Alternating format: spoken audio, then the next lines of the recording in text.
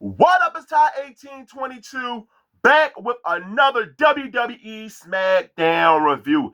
And my God, people, we are in WrestleMania season, and it might be one of the worst build-ups ever for WrestleMania. I know Rhodes just departed from W. He's no longer creative staff, and you know, after watching this show, a lot more people need to be going. And also, the man at the top, Triple H, aka Triple Fraud. This show right here was so piss poor. I was 3 hours of my life. It was so much bad on the show, only just a tad bit good. But you know what I did like?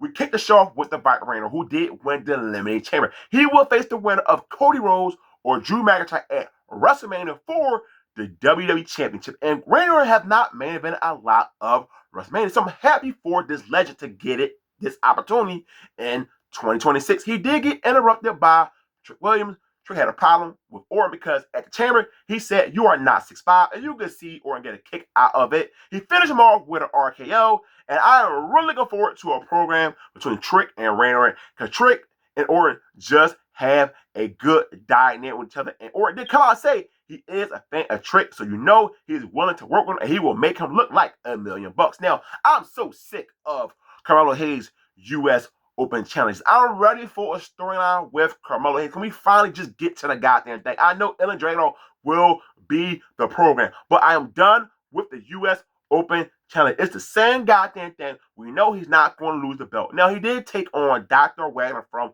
Triple A. The match was solid. The crowd was not into it that much because they are not familiar with him, which is understandable. Carmelo Hayes is still the U.S. champion. This right here is going to piss me off. So, Last Legend and Nia Jax come out there for a championship celebration because they defeated Rhea Ripley and Io Sky to become the brand new women's tag team champions. Sorry for the little brain fart right there. Charlotte Flair, Alexa Bliss come out. Also got interrupted by Julia and Kiana James. And the same old formula. Every single time we have multiple people out there, you know what happens. One of the general managers come out, and we're going to have ourselves a tag team match. It's the same goddamn formula. Please come up with something new when it comes to making these tag team matches. So we have Julia, Kiana James versus Charlotte Flair, Alexa Bliss. And once again, Julia takes the pinfall. She is the U.S. champion. Trey continue to protect Kiana James. But you know what? I'm going to be on Trey's side. Because ever since her performance at the Royal Rumble, she actually been a bright spot in the women's division. So you know what, Trey? Just feud these two. Have Kiana James take the belt from Julia. So far, her run on me just been bad. If it continues, I am afraid for what future going to be in the W. But when I look at Julia as a performer, she just fits AEW. She does not fit the WWE style. So, Sami Zayn continues to be one of the most strangest baby faces in the company. He had 2 segments with Cody Rhodes and also Randy Orton. And once again, when he appeared on camera, the crowd booed Sami Zayn. How did we go from Sami Zayn being a lovable babyface, want to become a world champion, to the character we are getting today? Or told him, how about listen to voices in your head? What does that mean for Sami Zayn? Are we going to get a heel Sami Zayn? And what would that do for Sami Zayn? I can't imagine Sami Zayn being a heel and also being a W champion. That's not going to happen.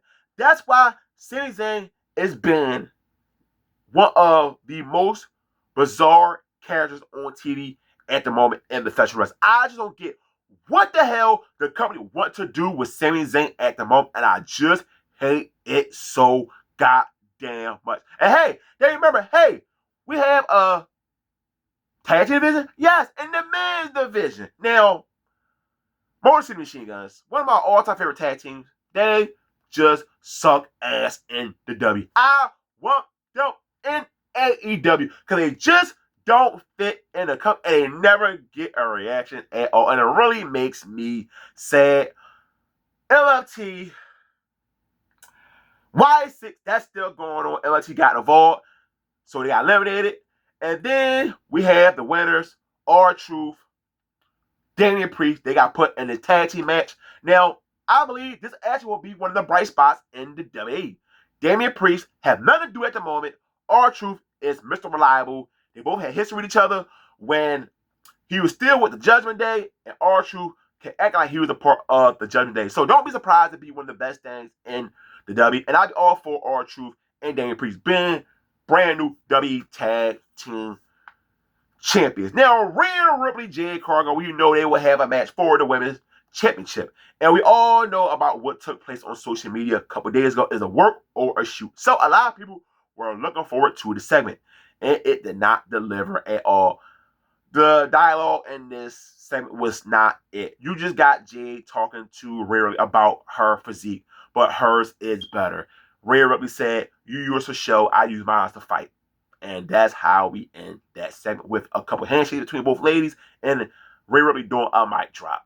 I wanted a lot more. This was not it. Come on, Triple H and Korea. You got to do better. Jade Cargill, Rhea Ripley is one of the biggest matches head into WrestleMania, and this what you give us. So please, for the next couple weeks, do a better job. Johnny Gargano been one of the worst things in WWE. I'm not sure what the hell is going on with his current character. So, Candice LeRae give him a pep talk. He said, I'm going to go out there, cut this promo, say he's one of the best in the company, and over for me come out to squash him. Thank God. That's all we needed right there. Now, look, if this was them writing off Johnny Gargano from WTV, this is perfect. Because we did see the segment on Dynamite with FTR with Tommaso Ciampa. If that's the case, I'm all for Johnny Gargano being in AEW. If he's not going to be in AEW, he's still under contract. What are y'all doing with Johnny Gargano, and why it continues to be on Smackdown? So, the main event, Cody Rhodes versus Drew McIntyre. This was the best thing on this show. 2 rough bumps. Jacob Fatu got involved. Overbooked. Not complaining. I love overbooked stuff. And this was right here that I really enjoyed.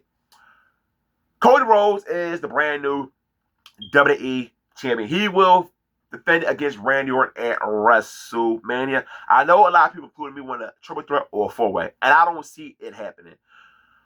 Drew McIntyre and Jacob Fatu, that is a good one-on-one match. So, I'm all for it. Randy Orton, Cody Rhodes, former stablemates. Got all the history with Legacy. And Orton haven't been a champion in so long. And when we get to WrestleMania, you can bet your ass in Vegas, they're going to boo Cody Rhodes and they're going to be behind Randy Orton in that championship match. So, that main event could not save this show as a whole. Smackdown, still the worst wrestling show in general. WWE at the moment just stinks. And it should not stink. Remember last year when they were doing consecutive sellouts for WrestleMania season? They're not doing that right now at the moment. And that's all because of one man, Triple H, for the final time, a.k.a. Triple Fraud. So if you watch SmackDown like me, give me your thoughts on the show. Negative, positive, ask behind the comments per usual. Hit the like button on this video. As always, don't forget, hit the subscribe button. I'm out. Peace.